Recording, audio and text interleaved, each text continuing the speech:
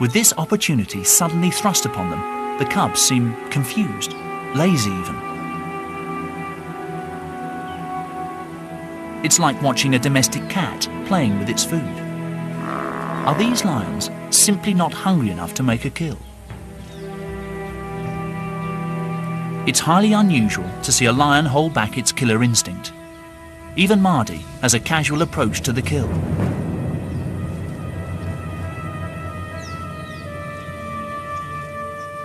Then, the calf suddenly struggles a little, and a primal instinct kicks in. Mardi grabs the animal's throat.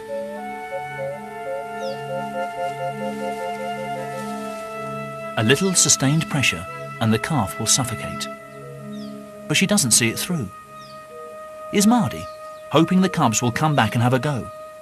Or is she too suffering from the same laid-back attitude towards killing?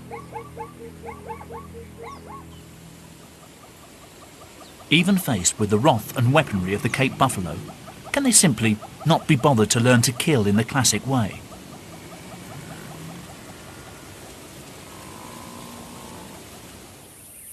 It's nightfall before the lions tuck in.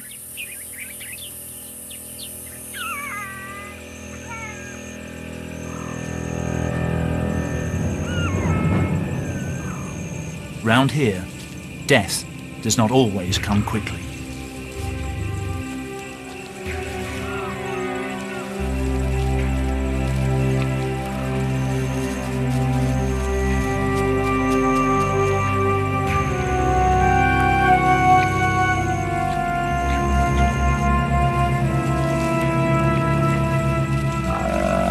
Marlu and Kimber have other problems to deal with. Soon, along with their brothers, they will be forced to leave, but they must sharpen up their act.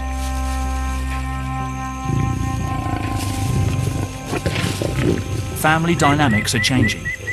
The growing males are showing dominance over their mothers, but they still can't handle killing on their own.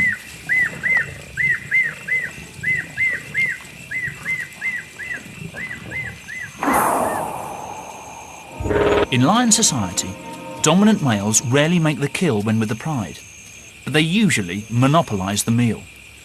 Panwi turns up right on cue.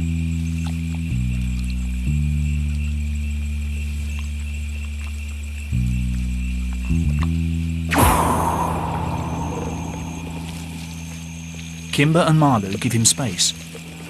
The two brothers are developing a close bond, a bond that could, one day, put them into direct competition with their father. To keep the young upstarts in check, Panwi moves in to shake things up.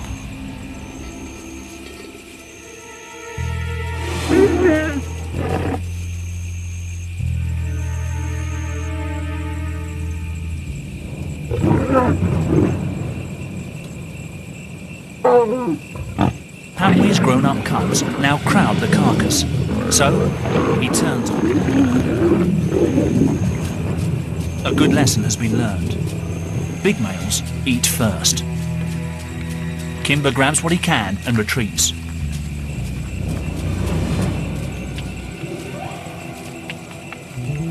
The new litter of young cubs gets preferential treatment.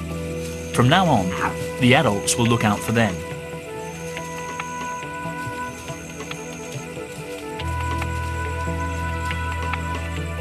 The patriarch is just marking time before his older sons inevitably leave the pride.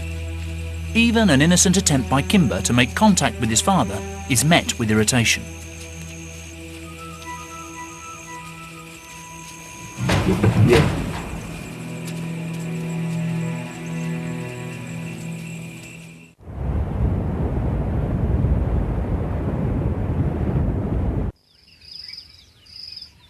Tensions within the pride simmer on into October. Then, the Makalolo heatwave begins.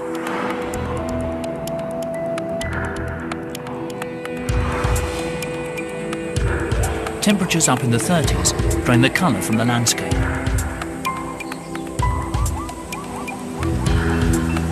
Dust storms sweep through, and even the man-made boreholes dry up.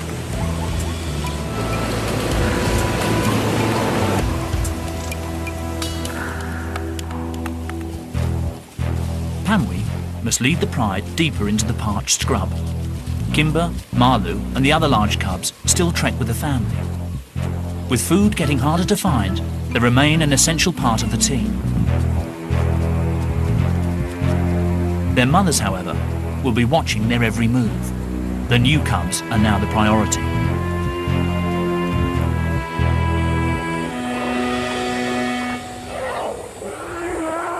At what's left of the water holes, thousands of feet and hooves churn the mud into a potential death trap.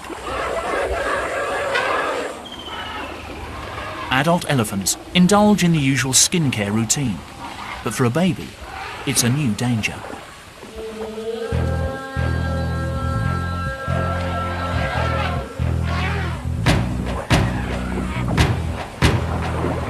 The mud acts like quicksand, sinking the calf to its stomach.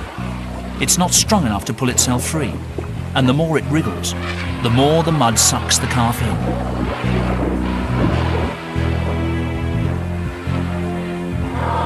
The elephants in this area have already lost 2 calves.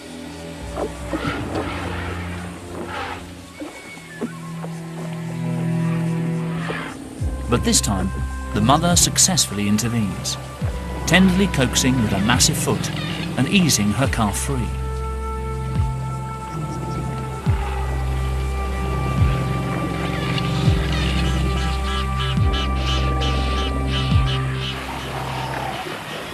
The mud is a real menace. Buffalo have broad, flat hooves to stay on top of it, but invisible holes riddle the pool.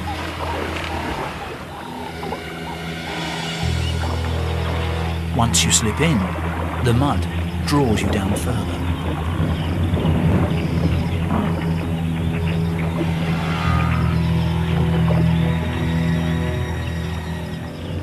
For 2 days, this helpless cow bakes under the glaring sun.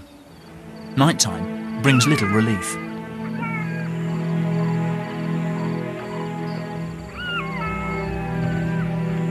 Jackals become constant companions. They're waiting for the surface mud to harden and create a pathway to the feast.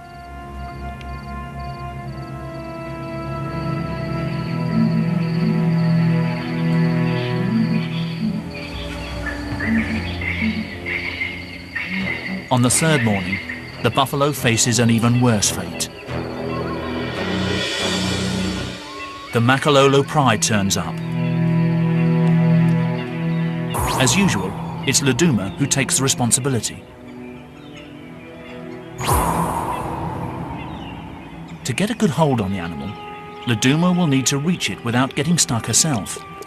If she can, her pride will eat well.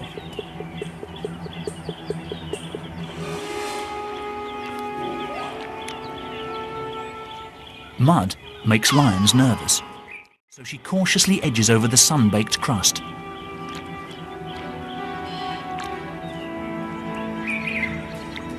Even though she could simply start feeding at the soft rump, Laduma seems to want to show the cubs a textbook kill. She can't reach the windpipe. Instead, she holds the buffalo's snout, long enough to bring a quick end. It's a mystery why Laduma chose to go for a traditional kill this time.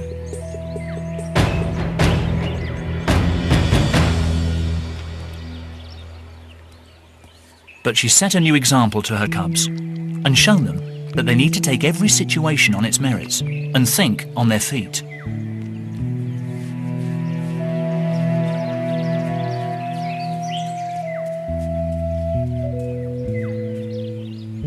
This buffalo could have appeared more threatening than we think.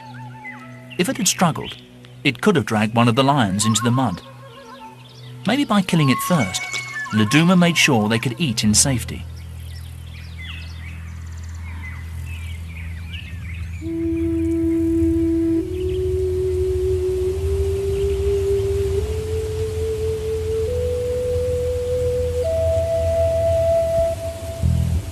The juvenile lions have bought some extra time by feeding on animals already weak from the hardships of the dry season. But for Kimber and Marlou, these lazy days hanging out with their mother and relying on her to provide their food are numbered. Nearly fully grown, the boy cubs have huge appetites and growing aspirations. November brings long-awaited relief from the heat.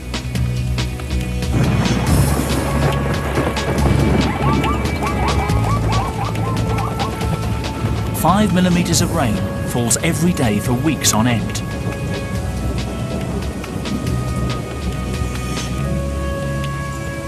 Gradually, the rains rejuvenate the scorched landscape.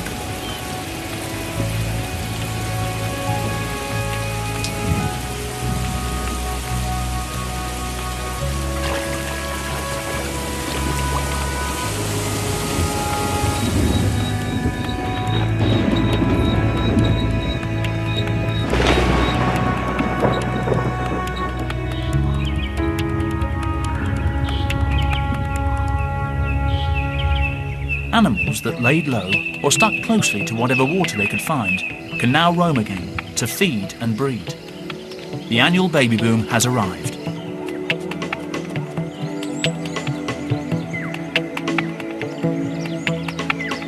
Soon after giving birth, many mothers come into heat. Males lock horns to win the right to breed with them.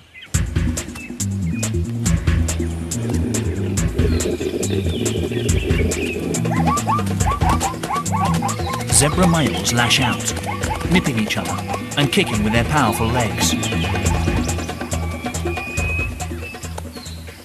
But one zebra mare stands quietly by.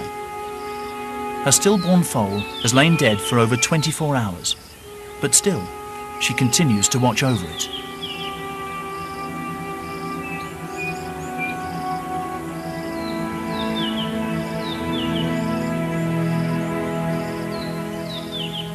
Jackals hover nearby.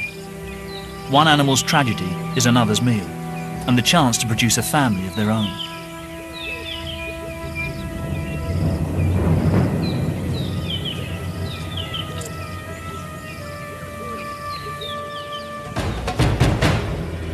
The rains bring abundance in Makalolo, but also upheaval. The juveniles in the Lion Pride face a trying time. They must earn their keep and regularly take part in the hunt.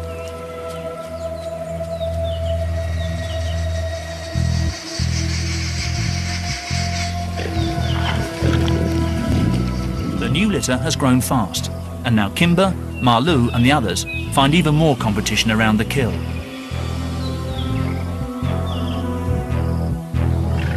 But for juvenile males, the cold shoulder treatment is an essential part of growing up. Instinctively, they know not to fight for their place, and they know their father well enough. He would stamp out any challenge to his authority. But after the meal, the family fault lines temporarily close over, and they enjoy a bit of quality time. The young cubs are catching up fast, and the lionesses have their work cut out.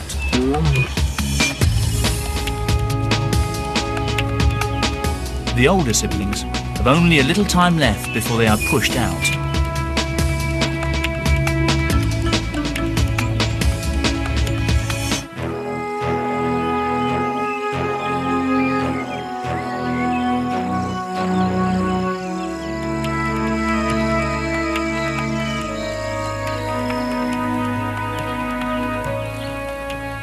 Increasingly, the adolescent gang rests up away from the main pride. Even the lionesses are getting tired of the older cubs, and they're always under the watchful gaze of Pamwi.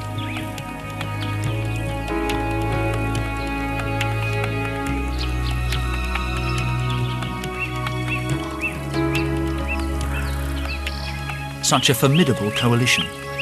7 new males who could one day threaten Pamwi's status as Lord of Makalolo. Their success will depend on their friendship. Even without their siblings, Kimber and Marlou could form a double act and would offer stiff competition to their father for access to females and to hunting opportunities. Their only sister will stay with the family. Only rarely do females leave their mother's clan. Her brothers have to go before they reach sexual maturity at the age of 2 or 3. And round here, they will have to hunt buffalo in order to have any chance at all. Kimber and Marlou face a dangerous and unpredictable world. They will have to cross countless other territories. Neighbouring pride males will be ready to defend their turf to the death. With their manes starting to grow thick and new surges of testosterone coursing through their veins, it won't be long before they want to go. Let's hope they've learned enough to take on new rivals.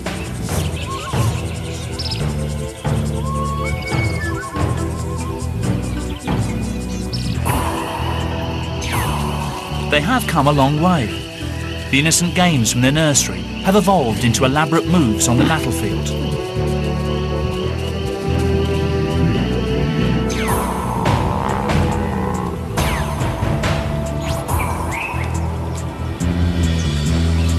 It's taken months of trial and error, but finally, Kimber and Marlou and the rest of the brothers rise to hunt as one. And today, suddenly, everything seems different. They are seeking the ultimate will tackle it in their very own way.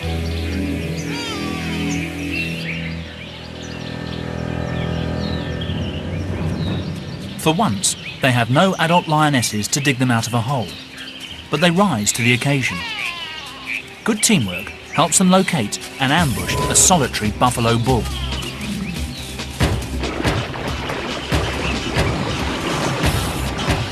The old bull knows lions hate getting their feet wet.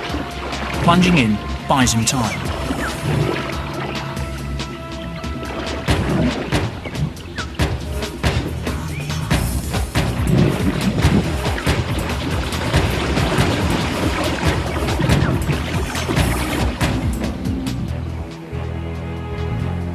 Marlou courageously wades in.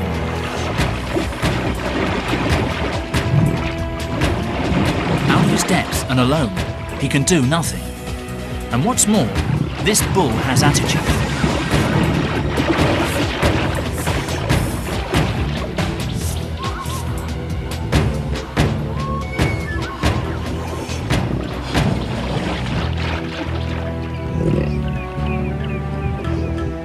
But Marlou and his brothers don't just give up anymore. They've grown in maturity and in patience. Working together, they prove they can cope on their own.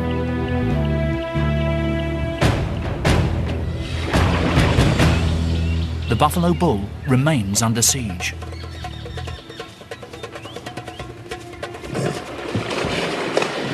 The lions play safe, rightly so. A false step and they'd slip into the spearing range of one of those deadly horns.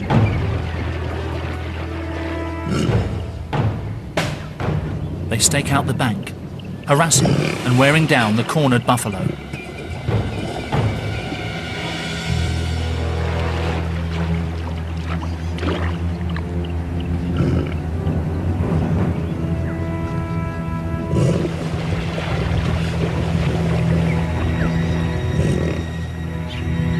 Despite their persistence, there's a last-minute hitch. A bull elephant shows up at the waterhole.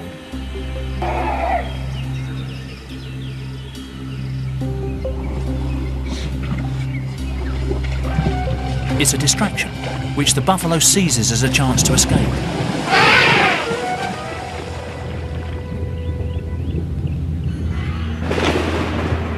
On this occasion, luck ran against them, but even seasoned hunters regularly miss their target.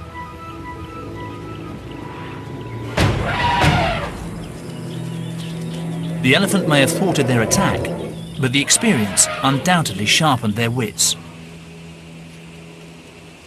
Aware of their growing stature, Pamwi sprays his territory. A reminder to Kimber and Marlou not to rise above themselves.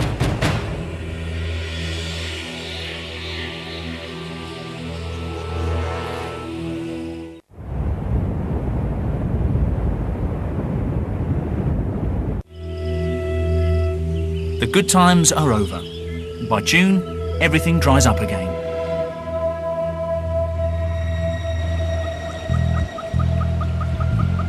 But the young lions remain on a roll. Winter brings their biggest and toughest test yet. The buffalo herd bulges with youngsters. Some of them were born at the same time as our lion cubs.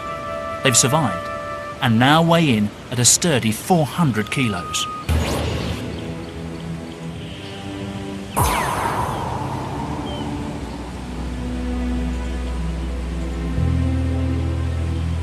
More muscle to strengthen the buffalo line of defence.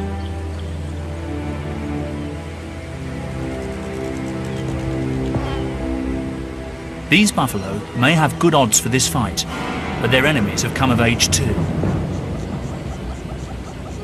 Both sides know that a battle is inevitable. Kimber, Malu and their brothers are under pressure to leave Makololo. Could this be their moment to finally graduate from Laduma's hunting academy?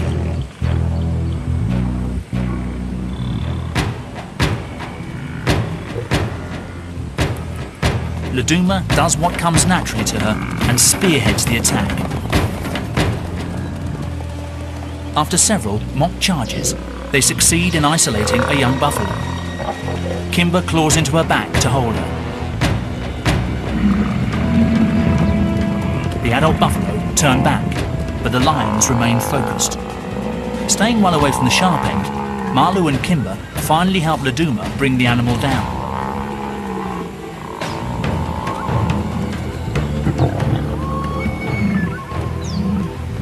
Laduma led the hunt, but a triumphant son Malu muscles in to claim the prize.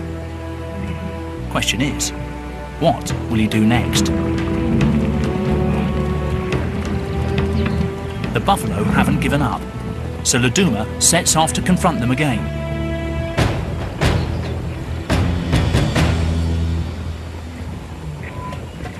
She successfully holds them off, buying her sons more time. Although the cubs have been a great help, it looks like the final responsibility still falls to their mother. She goes straight for the windpipe. Suffocation brings death in minutes.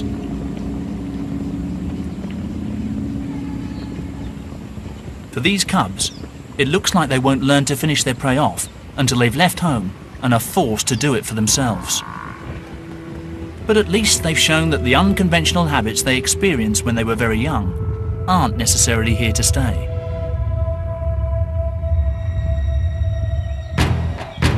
Under intense pressure, this new generation has learned what it takes to be noble, efficient killers. Just in time.